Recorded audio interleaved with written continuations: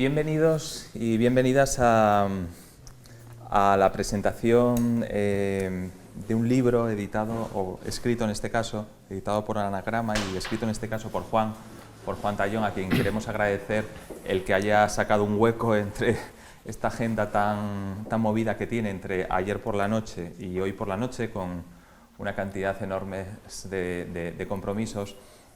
Un libro publicado, escrito por Juan, titulado Obra Maestra, y que narra la sorprendente historia, a veces surrealista, de la desaparición de una escultura de Richard Serra, una escultura de nada más y nada menos de 38 toneladas, realizada en acero corten, realizada en el año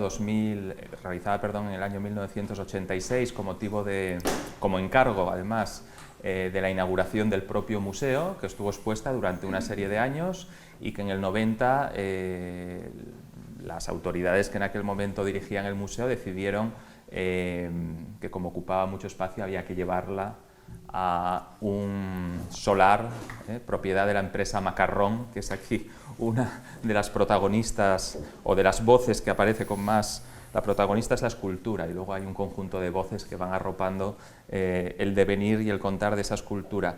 A un solar de la empresa Macarrón, hasta que 15 años más tarde desde el museo se dan cuenta de que nadie sabe qué ha sido de esa maravillosa escultura de Richard Serra, de nada más y nada menos, como he dicho, de 38 toneladas de peso. Se empiezan a activar toda una serie de protocolos para saber, como se hace en España, quién es el culpable, porque nadie quiere ser el culpable y hablaremos... Muy feo. Es muy feo, tener la culpa. Es muy feo, queda fatal, además, en este país sobre todo. Se inician una serie de protocolos y al final la escultura no aparece. Hay diferentes teorías en torno a lo que ha podido pasar con ella, que supongo que al final de nuestra conversación de 30 a 35 minutos, porque además tiene la voz muy tomada el propio Juan, pues trataremos un poco de analizar las diferentes suertes que pudo tener esta... Quizás revelemos dónde está. Ya veremos. Esta vez... Yo me he estado aguantando durante 8 meses bueno, no sé si será hoy, pero quizás sea. Pero ¿no piensas que a lo mejor estar en un museo con obras de Richard Serra pueda ser el momento indicado para decirlo ya? ¿No lo sabes? No tengo claro. No lo tienes claro. Bueno, como demasiado Serra. Demasiado Serra. En un solo día.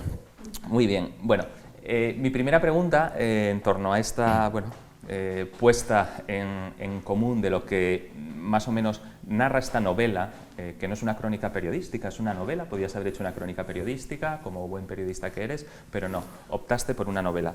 Es cómo te llega o cómo llegas a ver detrás de esta historia espectacular y, como hemos dicho en muchas ocasiones, casi surrealista, la posibilidad de ver tras ella una novela. Y sé que en ese llegar a ver una novela en esta historia tan peculiar, palabras como obsesión, insistencia, búsqueda, espera, paciencia, pues fueron elementos que vertebraron esa propuesta.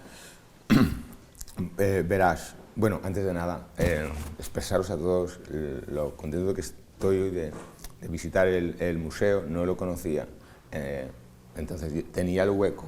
El ser humano creo que no soporta los huecos vacíos, entonces necesita llenarlos. Y entonces pues, ha estado muy bien poder llenar el hueco de la mañana en Oviedo con esta presencia aquí. Yo creo que lo que acaba determinando mi propósito de hacer una novela con algo que no está, con algo que quizás no existe, que existió, tiene que ver con, bueno, siempre suele ser así, con el asombro, ¿no?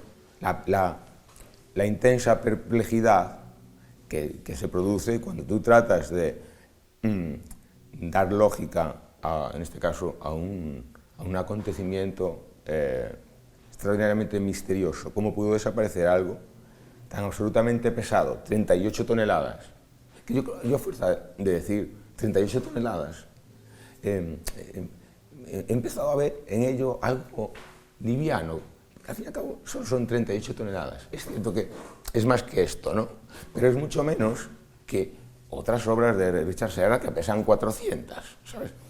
No obstante, 38 está bien, ¿no? ¿Cómo puede algo tan pesado, tan monumental, desaparecer? Como lo liviano, como lo etéreo, como incluso lo portátil, ¿no?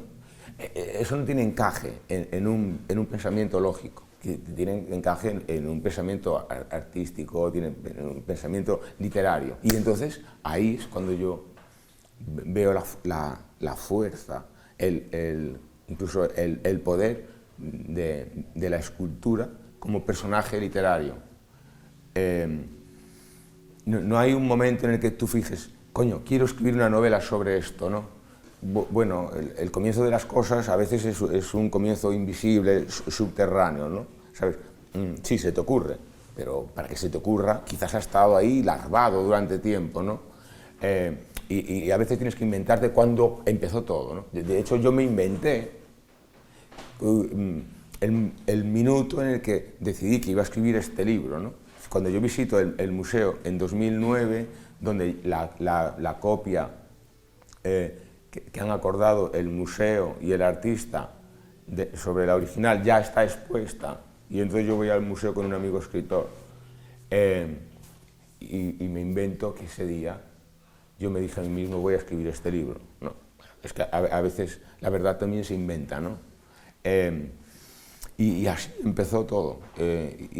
Bueno, y todo fue realmente muy lento, porque una cosa es que tú te propongas escribir una novela, y otra cosa es que no ya que lo consigas, sino que sepas escribir una novela. Y yo no supe durante muchos años escribir esa novela.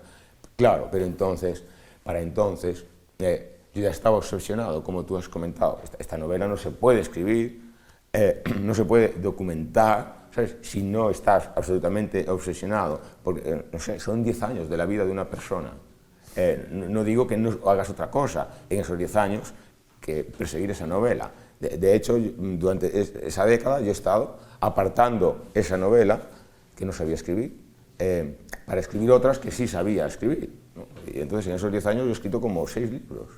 Pero en el fondo, llorando por las noches, porque el que quería escribir era este y no sabía hacerlo.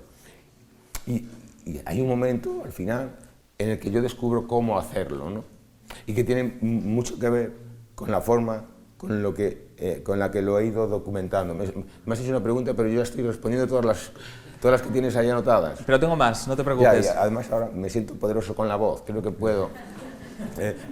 Has de interrumpirme si... No, vale. Estamos encantados de esta respuesta Río. Así que no. Y entonces, creo que he perdido el hilo.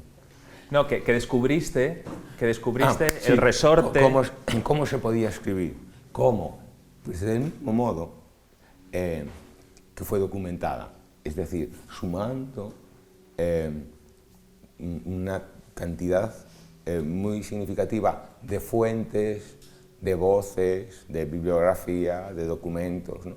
Que no se trataba de aunar, por ejemplo, en una única voz que gobernase todo el libro, ¿no? Sino que esa visión caleidoscópica que yo fui acaparando sobre la vida de un personaje, de una escultura, debía ser trasladada también narrativamente así al proyecto, de tal forma que la novela estuviese contada por, en fin, al final resultaron ser 73 testimonios diferentes, ¿no?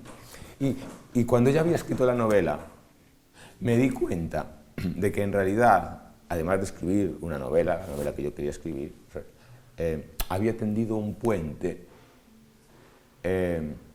entre cómo yo trabajé esa novela y cómo Richard Serra trabaja todas sus esculturas. Es decir, yo no podía escribir obra maestra contando solo con lo que yo fuese capaz de dar de sí. Yo necesité hablar con mucha gente. Y Richard Serra no puede ser un escultor a secas. Richard Serra no puede hacer su escultura.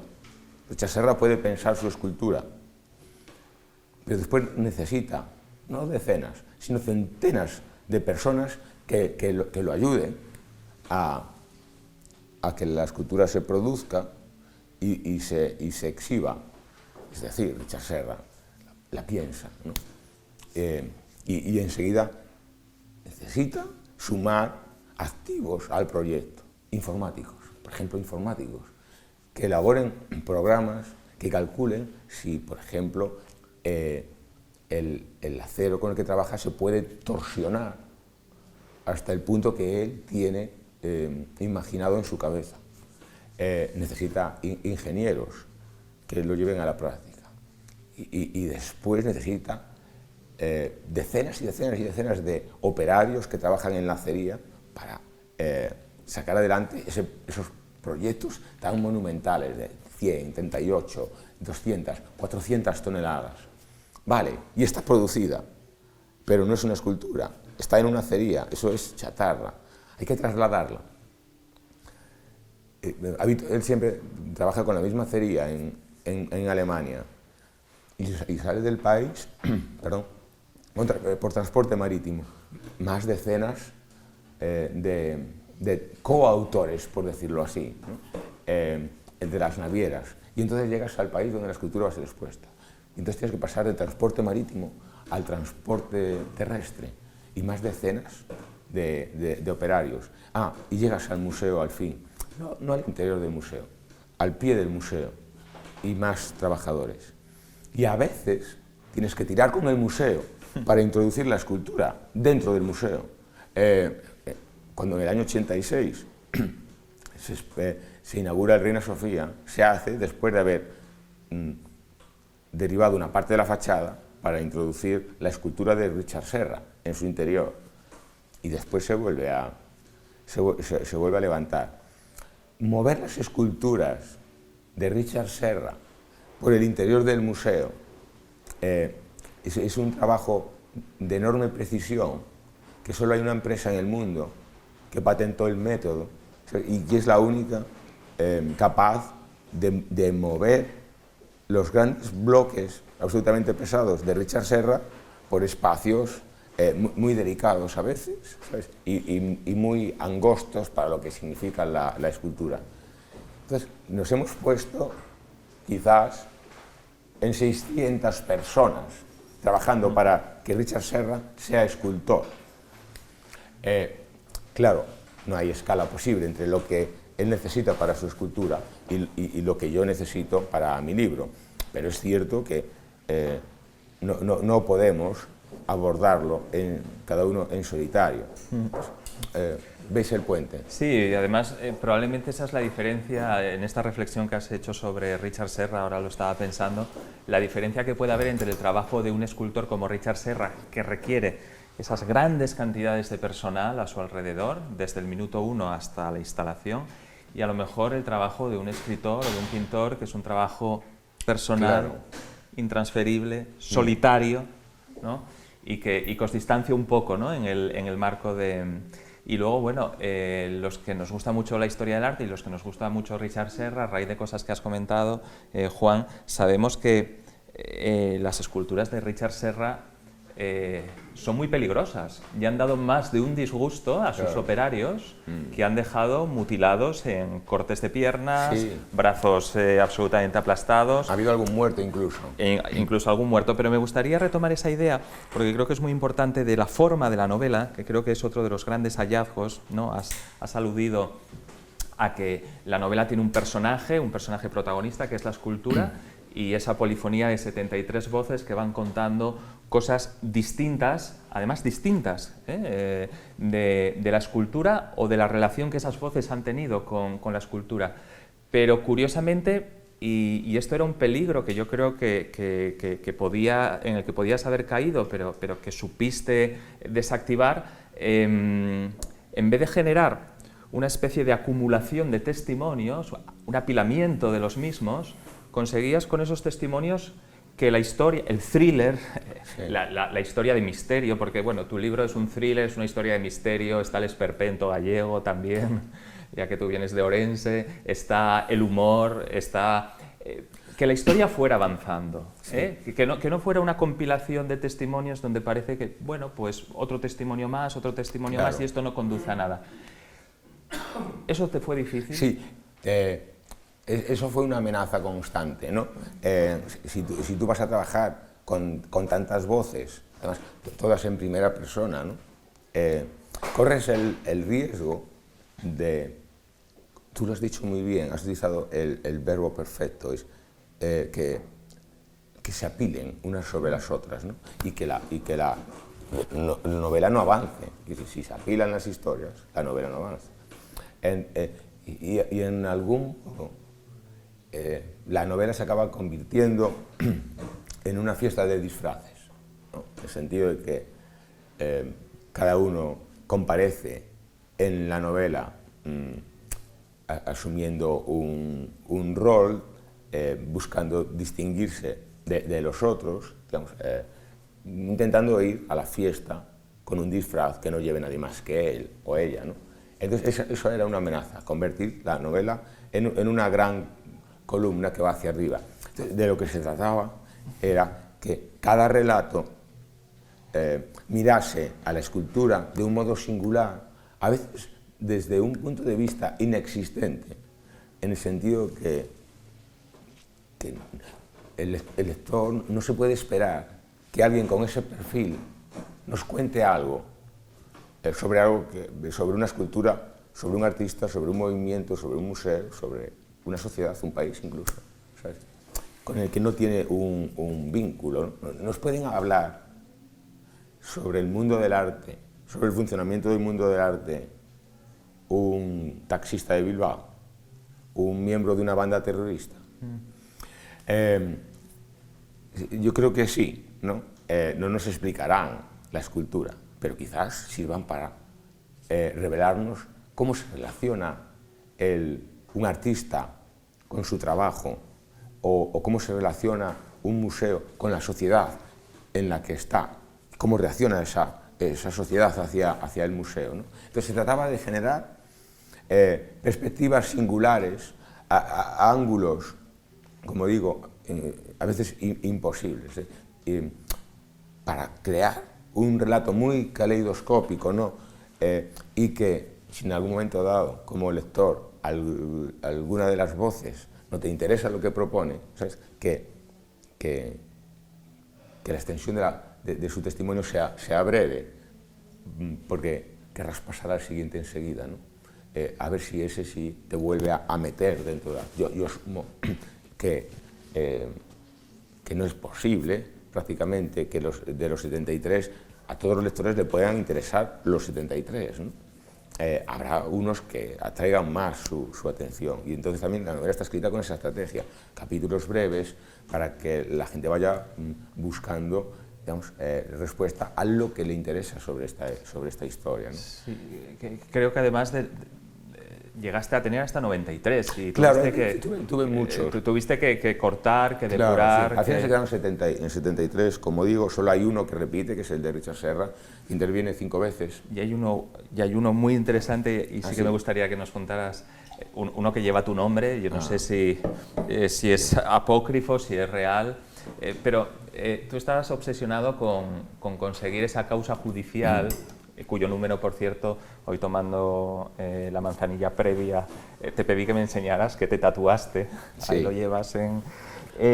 y por favor, te pediría, porque es el vivo ejemplo de que Kafka y el absurdo a nivel de nuestra relación con la administración sigue existiendo, y que Moratín, cuando decía también lo de vuelva usted mañana, no nos tenemos que ir tampoco a Kafka, también tenemos a nuestro claro. Moratín. Cuéntanos un poco la historia desternillante, porque también es desternillante, de qué te pasó con toda esa causa judicial que para ti era tan importante conseguir para poder levantar este artefacto novelístico.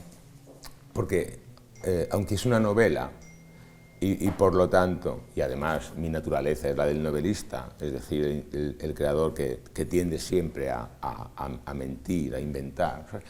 Yo quería ir todo lo lejos que se pudiese ir con los hechos.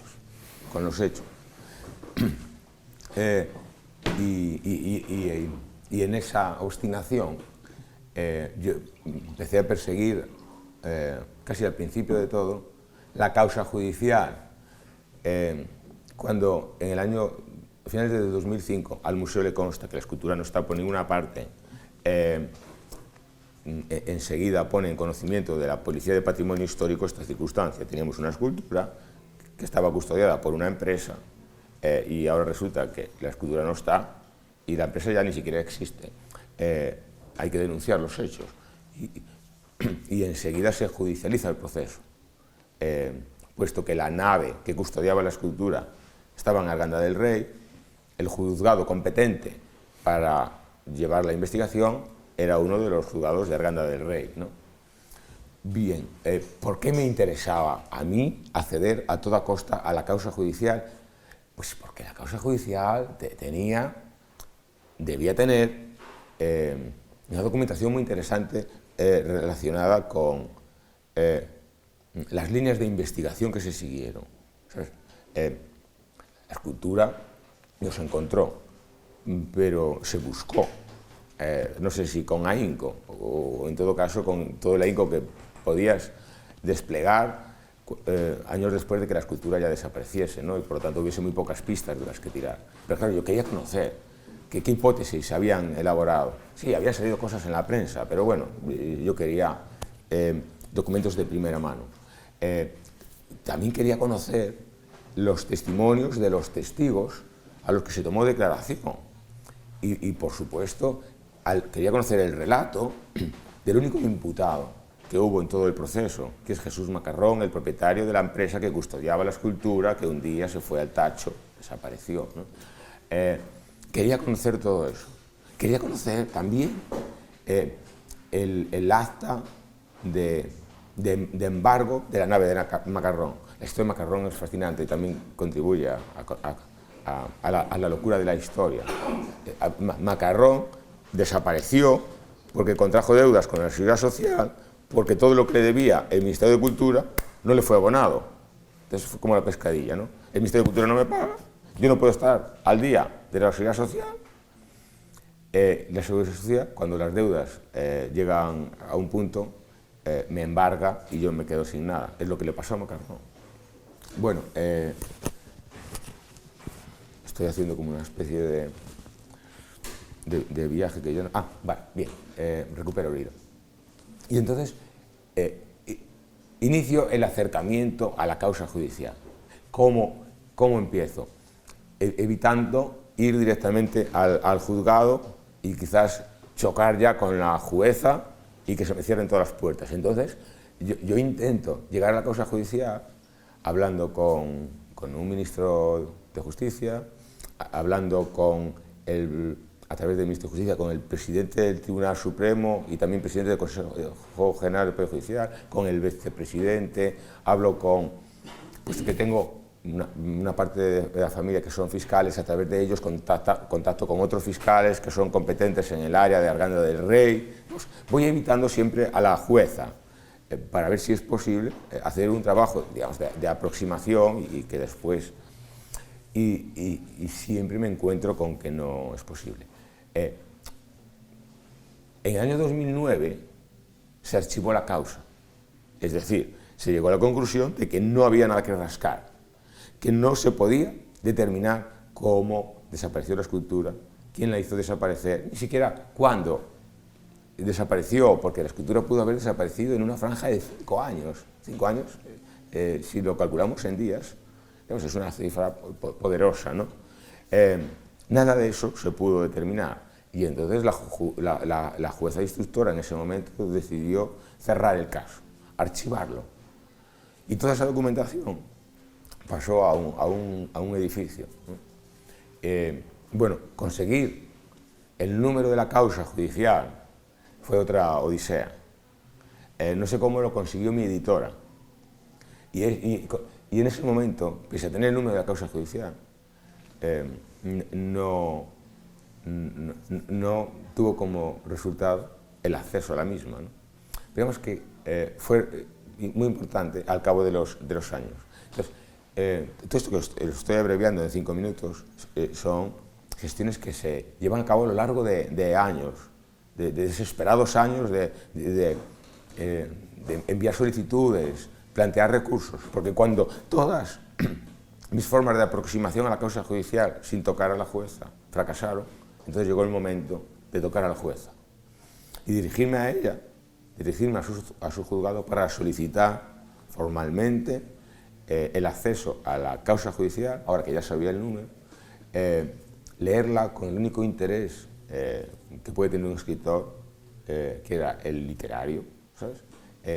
Además, el proceso judicial no había dejado perjudicados. La persona que fue imputada después fue desimputada, no había nada, no había a quién perjudicar. Y entonces su primera reacción fue no denegar mi solicitud, que había recurso, y presenté recurso, que al cabo de los meses se valoró y se rechazó. Y entonces quedaba todavía un último paso.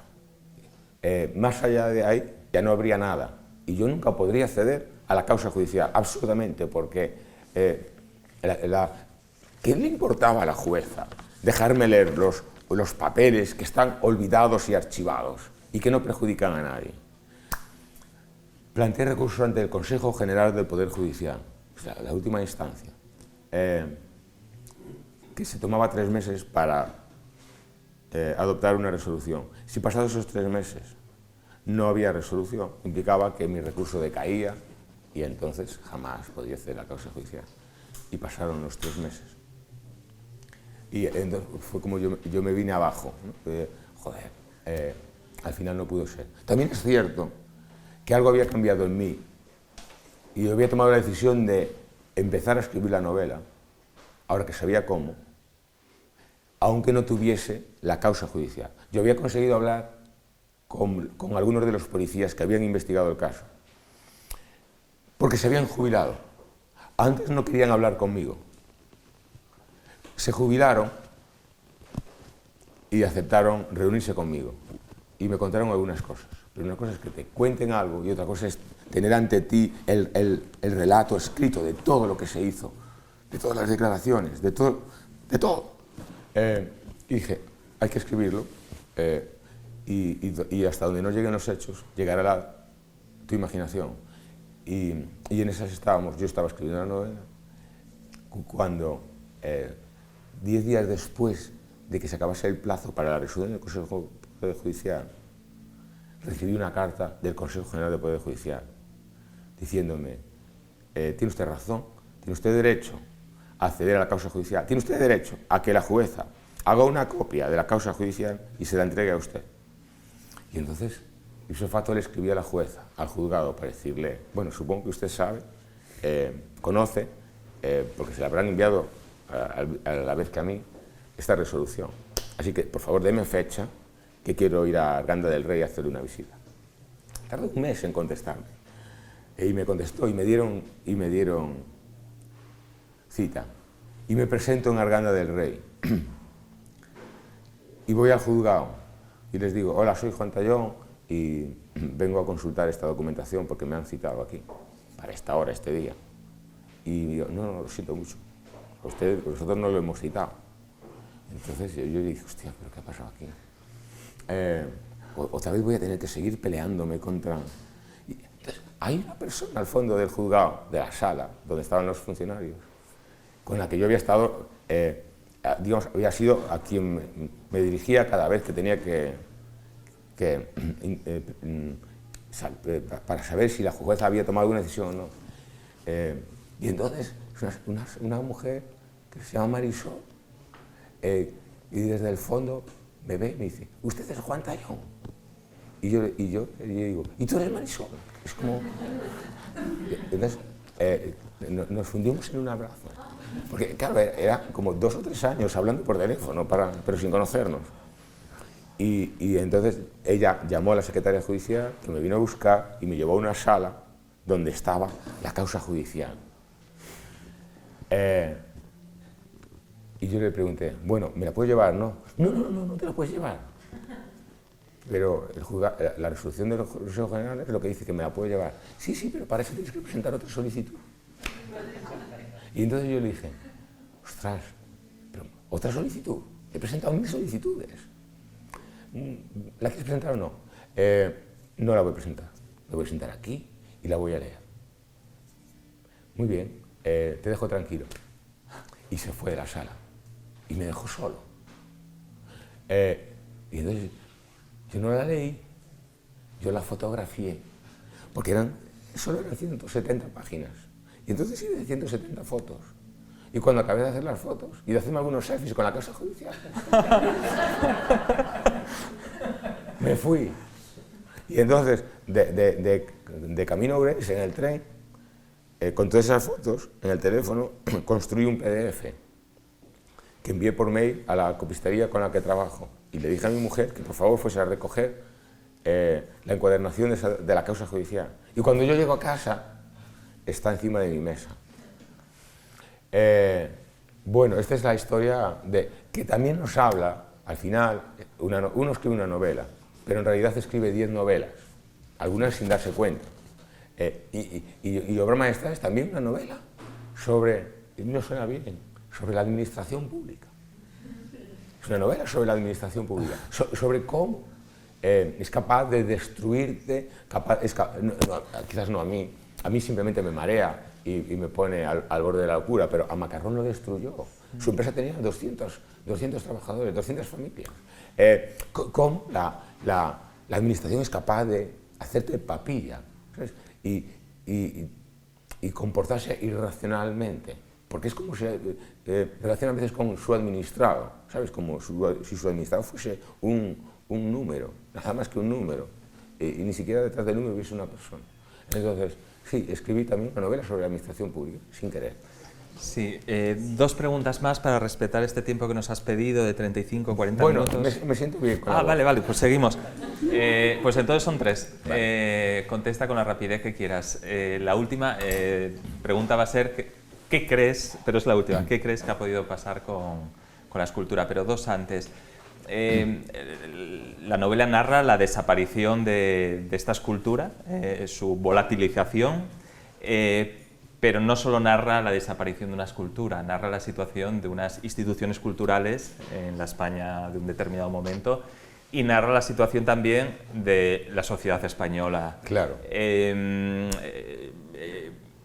¿Qué rasgos crees que tienen en común instituciones y sociedad española para que en ese año 90 o del 90 al 2005, que es cuando se detecta la desaparición y aquí yo creo que nos proyectaríamos aspectos como lo común, lo público, el cuidado de lo común, de lo público, de lo que es de todos. ¿Qué rasgos crees que se dan en sociedad y en instituciones en un determinado momento de nuestra historia para que esto haya pasado? Yo creo que cuando el Reina Sofía se inaugura en el 86, digamos, que está por hacer todo el camino en este país sobre la promoción del arte contemporáneo. En España no había promoción del arte contemporáneo, o sea, donde veías una exposición de artistas vivos que estaban construyendo los movimientos en España, era imposible. Entonces, el Reina Sofía, digamos, abre ese camino y al hacerlo, aunque la propuesta artística esté a la altura, porque realmente la propuesta artística estaba a la altura, solo hay que pensar que estaba Carmen Jiménez al frente, ¿no? Pero administrar eso, digamos que ahí sí no estábamos a la altura, ¿no? Había mucho, creo yo, mucho amateurismo, ¿no? Y las cosas no se sabían hacer, entonces se estaba aprendiendo a hacerlas, ¿no? Pero se tardó demasiado tiempo en aprender a hacerlas bien, ¿no? Y eso es una de las causas que acaba conduciendo a la desaparición de la escultura. Y otra, por supuesto, tiene que ver con la responsabilidad, con la importancia que eres capaz de darle a lo que es de todos, ¿no? Que al decir lo que es de todos, pues caer en la confusión que en realidad no es de nadie, específicamente, ¿no? Entonces tú estás ahí y gestionando como puedes, pero sin asumir la carga de responsabilidad que tienes cuando gestionas lo que es de todos. Entonces, el museo Reina Sofía en esos años obviamente no estuvo a la altura, no se preocupó por su patrimonio. ¿Qué es su patrimonio? Por nuestro patrimonio. Es decir, cuando Reina Sofía, ese es uno de los grandes errores, decide adquirir en propiedad la escultura contra el criterio de la directora artística, ¿sabes? Comete su primer error. Porque cuando tú adquieres algo, yo para expresar un poco qué implica esta relación de propiedad, recuerdo a menudo las instrucciones de Julio Cortázar para dar cuerda a un reloj. Y hay un momento en el que dice que cuando alguien te regala un reloj, no te regala simplemente un reloj y las funciones del reloj, ¿no? Sí, te regala, es decir, el reloj, y eso te obliga a dar cuerda al reloj todos los días. Y te obliga a dar la hora a la gente cuando te pregunta qué hora es, ¿no? Te obliga a no rayar el reloj, ¿sabes? A hacerle una puesta a punto al reloj. Al final, eres tú el regalado al reloj, ¿no? Pues con esto pasa lo mismo, ¿no? Si tú adquieres la pieza, tienes que querer la pieza porque es tuya, tienes que preservar la pieza. Y el museo no la preservó, no la cuidó, no estuvo pendiente de ella. Al final, la propiedad es también una relación de amor. Tú tienes que querer a la pieza. Sí, puedes no exponerla, porque ya sabemos que el espacio es uno de los grandes problemas, quizás nunca resueltos, de los museos, ¿no? Pero si te la llevas del museo, tienes que estar preguntando continuamente por ella. Y el museo nunca preguntó por ella. El museo nunca pagó a Macarrón ni el traslado de la escultura, ni la custodia de la escultura. Y cuando Macarrón le hizo saber al museo que la escultura se iba a quedar sin vigilancia, porque él, su empresa, acababa de desaparecer, el Reina Sofía no reaccionó.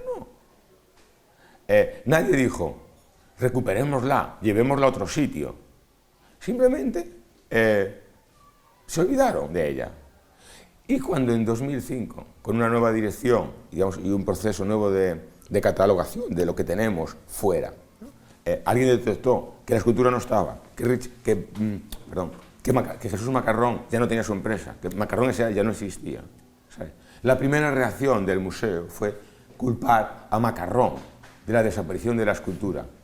No sé si he respondido a la pregunta. Sí, sí. Entonces, es decir, y hay otro elemento que hace entender que esto pasase en España, y es la asunción de responsabilidades. La escultura desaparece, la escultura no se encuentra. Habrá que pedir cuentas, porque lo que desaparece es lo público, es lo de todos, es patrimonio del Estado. Si el Museo Nacional compra una escultura, eso se convierte en patrimonio del Estado. ¿Y quién asumió responsabilidades? Nadie. Nadie. Todos los directores miraron para otro lado cuando se intentó saber en qué momento pudo haber desaparecido, si durante la dirección de fulanito, si durante la dirección de fulanita, o si durante la dirección de otro fulanito. Y a nadie le constaba que la escultura estuviese perdida, ¿no? Primera noticia. Pero claro, también hay una dirección de escultura, hay una directora de escultura. Sí, sí, el museo. Conservadora. Hay conservadoras. ¿Qué pasa? No tenía la responsabilidad de velar por el paradero, el bienestar de la escultura. La tenían. Vale, y entonces, obras de arte desaparecen en todos los sitios y de todas maneras, incluso en los grandes museos. Pero yo creo que fuera de España, si algo de eso pasa, alguien asume una responsabilidad, a veces sin que tengan que hacérsela asumir, la asume ella. Se echa en brazos de la dimisión, ¿no? Es como, no sé, yo creo que es incluso hermoso dimitir, ¿no? Con el tiempo se capitaliza como un hecho heroico. Ese señor o esa señora dimitió. yo creo que está preparada para volver a ejercer una responsabilidad. Pero si no dimites nunca, ¿qué significa? Sí, Que vives en España. Sí, nada, pues una reflexión y 2 preguntas finales. A raíz de esto que has comentado y bueno, pues de qué nos cuenta de nuestro país y de nuestras instituciones culturales este relato sobre la desaparición de esta escultura, a mí me viene, y bueno, le ha venido a varios críticos que han analizado tu obra, la figura de Hitchcock, en el sentido de que tu novela tiene algo de Hitchcockiano, tiene algo de que arranca muy alto, ¿no? Y eso fue algo que te preocupó siempre, claro, ¿no? El arranque tan alto y mantener ese nivel.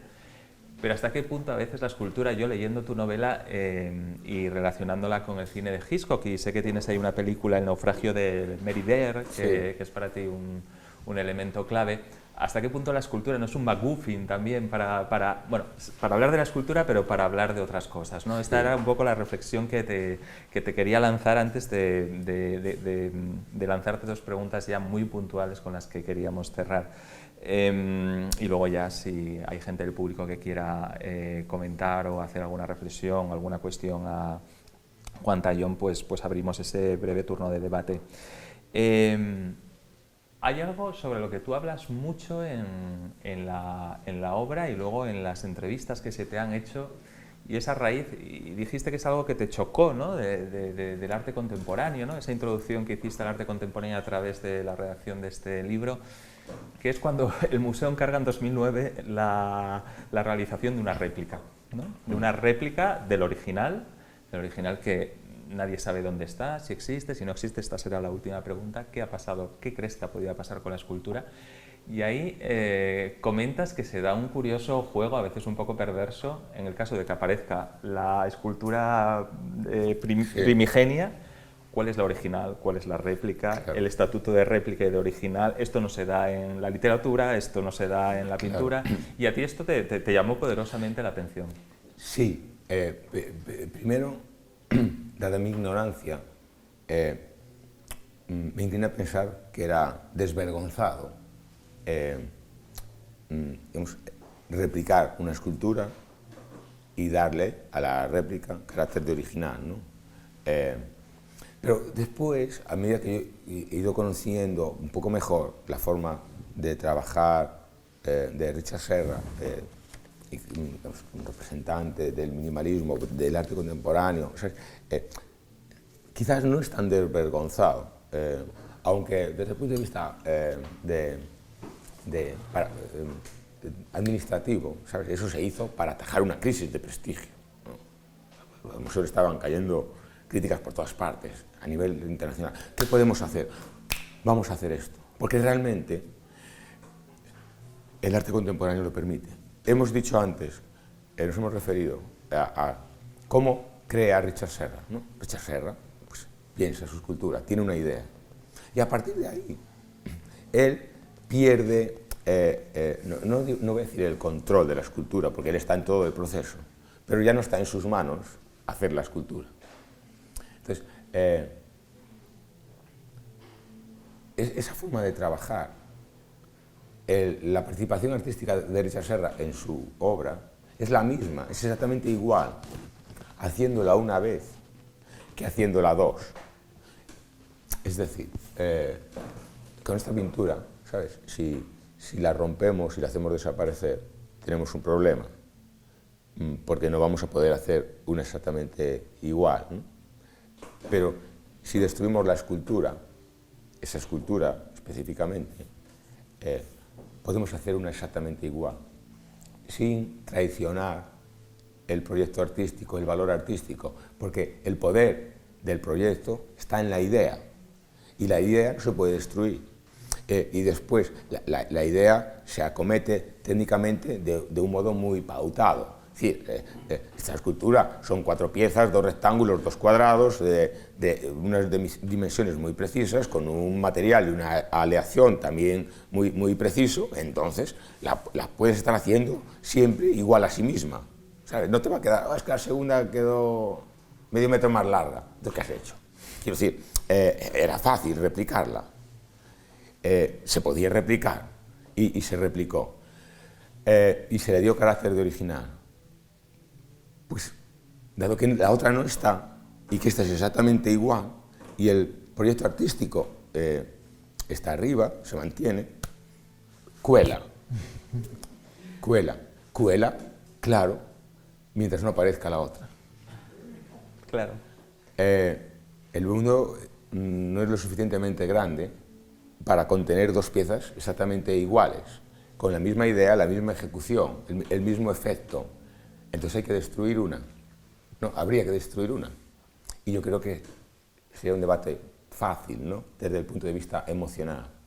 Una escultura que se produjo en el año 86, que se mareó de un lado para el otro, de un museo a una nave, de la nave al museo, del museo a otra nave, en la que estuvo, no se sabe exactamente cuántos años, al cabo de los cuales desapareció y se mantuvo oculta, no sabemos dónde, bueno, hasta el día que aparece, durante 20 años. Se convirtió en una leyenda. Gracias a ella, a que ella desapareció, la gente va a ver la que está expuesta. Pero como digo, reaparece al cabo de 20 y pico años, o 30, los que sea, cuando sea que vaya a aparecer, dentro de 100 años.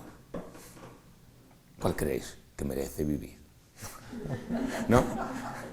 La aventurera, ¿no? La que construye la leyenda, porque realmente esa...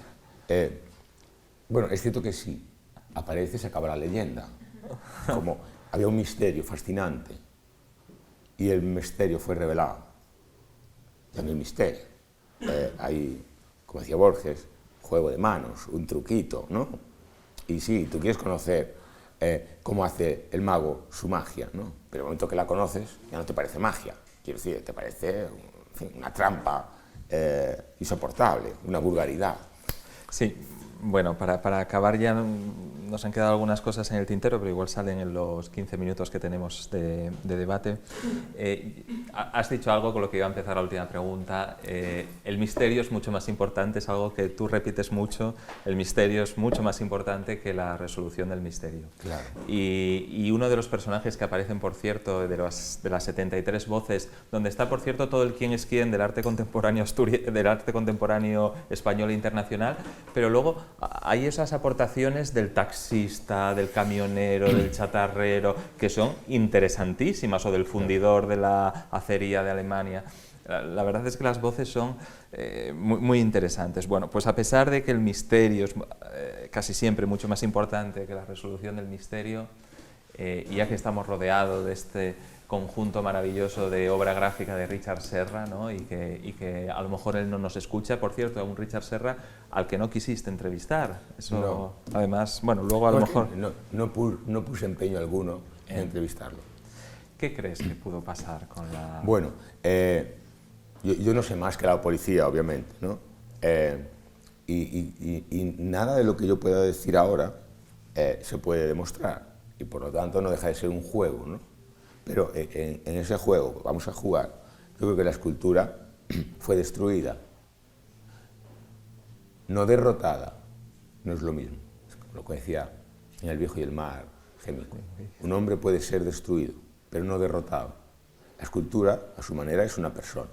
Se comporta, o yo quiero aspirar que se comporte como una persona, es un personaje, pero si y además es persona, es que el personaje es más real. Bueno, quizás se destruyó, se fundió, y al fundirse se bifurcó. Fue como una transmigración del alma, ¿no? Porque el producto de esas 78 toneladas de acero corte fundidas son, al cabo del tiempo, millones quizás de otros pequeños objetos, a lo mejor cuchillas de afeitar, cuchillas de desfilar, patas de silla, de mesa, pomos de puerta. Entonces, fue destruida, pero adquirió nuevas formas, ¿no? Tiene incluso un halo poético esta versión de los hechos, ¿no? Y la escultura está ahí, quizás está aquí, en una de esas bisagras, Bueno, tiene pinta de ser muy antiguas, anteriores al 86. Vale, no sabemos qué pasó. Ese es un bonito final y muy aceptable desde el punto de vista artístico. Yo no creo que pasase algo distinto a la destrucción. Pudo ser un robo organizado por alguien encaprichado de la escultura y que la tenga en un bosque privado al que no cede sino él o ella. Puede todo, porque no sabemos nada. Y entonces es que esa es la ventaja de la leyenda, la ventaja del misterio, ¿no? Que está abierto, no se estrecha. Entonces es expansivo el misterio. Mi última idea, no porque la tuviese yo, sino porque la tuvo otro y yo se la he robado, es que la escultura nunca desapareció, la réplica nunca existió. La escultura que está hoy expuesta en el Reina Sofía es la escultura original y que todo forma parte de una estrategia de marketing de Richard Serra, que obviamente, además, es el único beneficiado de todo este proceso, porque una escultura suya se convirtió en leyenda, porque su nombre, cuando el 2006 trasciende la desaparición, suena en miles de millones de casas, o a través de la prensa, o a través de la televisión, o a través de la red. Todo el mundo oye hablar de Richard Serra. Al día siguiente, el 90% olvida quién es Richard Serra, porque en el fondo no lo conocía. Y un nombre, si solo se oye una vez, no significa gran cosa. Pero a nivel internacional, su nombre adquirió una fuerza y una presencia descomunal. Pues que además el acuerdo con el Reina Sofía para replicar la escultura y exponerla en el Reina Sofía como parte de la colección permanente incluía, con carácter previo, una estancia de casi un año en el MoMA de Nueva York. El MoMA de Nueva York.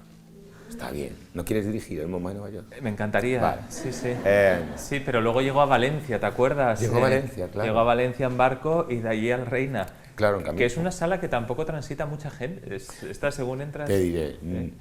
Yo he estado ahí con la escultura antes de publicar mi libro durante largos periodos solo. Pero a lo mejor te hago de estar allí 40 minutos sin que entre nadie. Sí. Y en esos 40 minutos se asoma alguien a la puerta y ve esas cuatro moles tan frías, tan lejanas, tan ajenas, tan difícilmente interpretables en un golpe de vista. Esto es un golpe de vista.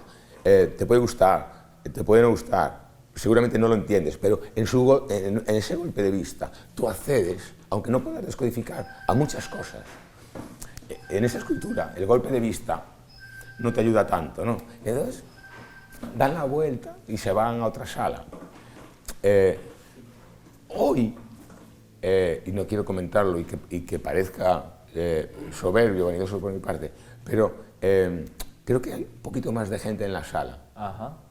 Hay gente que ha leído el libro y va a verla. No está muy señalizada, es como si el museo se avergonzara un poco de aquel capítulo. Bueno, el museo se avergüenza. Bueno, se avergüenza, ojalá se avergonzase, ¿no? Pero el museo oculta lo que pasó. En la cartela de la escultura pone elaborada en 1986. Sí, la idea y la primera ejecución es del 86, pero la pieza que está ahí expuesta, amigos, no es del año 86, es del año 2008. Y esa información se podía proporcionar en la cartera. Yo creo que sería incluso interesante. ¿Sabes? Esta escultura desapareció, la hemos replicado, y esto que estás viendo es la réplica. Pero no se preocupe, vale tanto como la que no está, porque la que no está, no está. Y esa es una información que se podía dar. Desde luego. Pues muchísimas gracias, Juan, por estos 55 minutos, 55 minutos que nos has regalado con esa voz tan contra el consejo de mi doctora. Pero gracias a mi farmacéutico. Eso es verdad. Tenemos ahora 5 o 10 minutos para preguntas, para comentarios, para cuestiones que queráis plantearle a Juan de este maravilloso libro, obra maestra. Por cierto, no sé si sabes... Gabino. Sí, Juan, a mí me gustaría saber cuál es la razón por la que no te interesó hablar con Richard. Sí, verás, más allá de lo que pudiese obtener de él, ¿sabes? Yo carezco de la vanidad del periodista, aunque lo soy. Yo no necesito decir al cabo del tiempo, y yo entrevisté a Richard Serra, el escultor vivo en ese momento, quizás más influyente del mundo, ¿no? Estaba desprovisto de esa vanidad, y eso es muy importante, porque entonces piensas no en ti, sino en tu proyecto, en tu libro, ¿vale? Y entonces, ¿qué era más útil a mi libro? Lo que yo pudiese obtener de una entrevista con Richard Serra, que durase, quizás, siendo generoso él, 2 horas, o las entrevistas que yo he leído, escuchado, visto a Richard Serra a lo largo de 50 años. Es decir, en mi trabajo de documentación están las entrevistas que le empecé a dar a finales de los años 60 y acaba mi proceso de documentación entre 2010 y 2020. Eso es una masa de conocimiento muy poderosa, muy importante, que me ayuda a construir el personaje y por lo tanto mucho más útil que una entrevista. ¿Sabes? La hemeroteca, en fin, el futuro está siempre en las hemerotecas. El futuro está atrás, ¿no?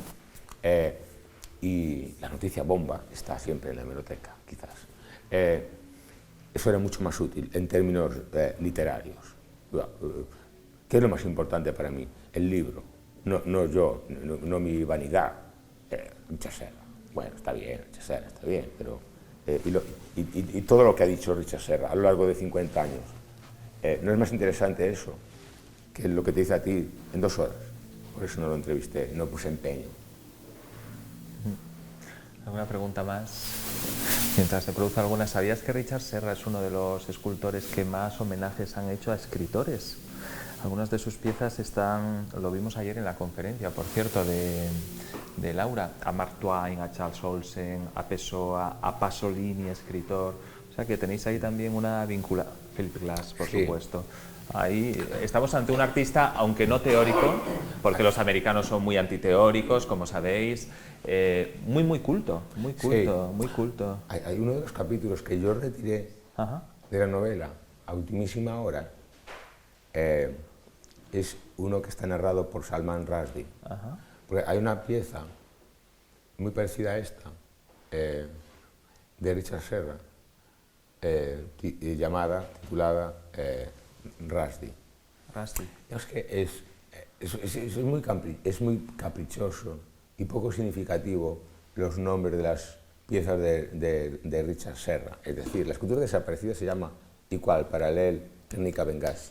Pero te dice el nombre de la escultura, te dice algo de la escultura, cero, ¿no? Es como en literatura, que el título, digamos, trata de capturar el núcleo irradiador del libro, ¿no? Los nombres de la escultura de Richard Serra son paripés. Bueno, los puede llamar homenajes, ¿sabes? Si a esto le llamas Salman Rushdie, estás homenajeando a Salman Rushdie. Bueno, sí, pero estás montando también un constructo, algo artificioso, porque aquí no está Salman Rushdie. Quiero decir, esto no remite a Salman Rushdie. Igual que el nombre de la escultura desaparecida no remite a nada más que a un hecho absolutamente fortuito, que en el año 86, cuando Richard Serra está ultimando la escultura que se integra en la exposición inaugural del museo, ese día él sale del museo, se compra The New York Times y en The New York Times ve que el ejército americano ha bombardeado Bengasi. Y entonces a él le parece que ese bombardeo remite al bombardeo de Guernica.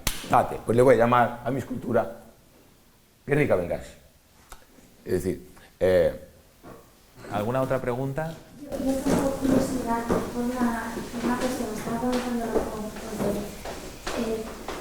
no sé si tienes conocimiento de que el escritor haya leído la novela. O sea, interés por entrevistarle, pero ¿tienes constancia Sí. de saber si él ha leído la novela? Yo te puedo contar que cuando yo le envío el primer ejemplar a Carmen Jiménez es una voz narrativa de obra maestra y que además adquiere la condición de personaje de la novela, porque tiene una presencia transversal, ¿no? Además de lo que ella expone, se refieren a ella muchos otros narradores, y entonces ella se convierte en personaje. Y yo le hice llegar le escribí: Carmen, te voy a enviar el libro y tal y cual. Ojalá te guste, ¿no? Y entonces ella me responde: Juan, envíamelo. Es decir, envíame mi ejemplar y envíame el ejemplar de Richard, porque si la novela me gusta, se la voy a hacer llegar. Entonces yo le envié 2 ejemplares a Carmen Jiménez. Al cabo de las semanas, Carmen Jiménez me escribió y me dijo que la novela le había gustado y que se la iba a enviar a Richard Serra, que no lee español, pero bueno, puede guardar el ejemplar, ¿no?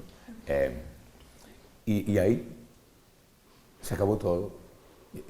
A mí me da un poco de vergüenza hacer seguimiento del ejemplar, ¿no?